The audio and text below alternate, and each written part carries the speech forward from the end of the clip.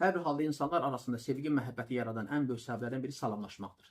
Aralarında salamı yaymasıdır. Ona görə çalış müsəlmanlardan kimsə görəndə, xüsusən əhl-i-sünnət qardaşlarından salam ver, salam al. Bu mehribançılıq yaradır, sevgi, məhəbbət yaradır. Evə girəndə xüsusən, evə girdin, ev əhli ilə əssəlamu aleykum. Bu çox mühümdür. Ev əhli ilə xüsusən.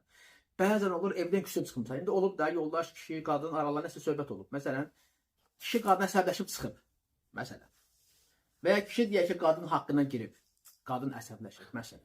Lakin salam verəndə, o salamı qaytaranda sanki bir barışıq olur.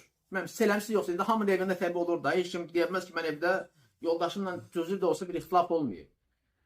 Nəsə əsəbi çıxmırsan, indi evə gəlmişsən, əssəlamu aleykum bilirsən, o da görür ki, salam verdi, yəni belə deyək də, qırğınlığın gedib, küsülüyün gedib, o deyir, aleykumussalam, bir barışırsınız.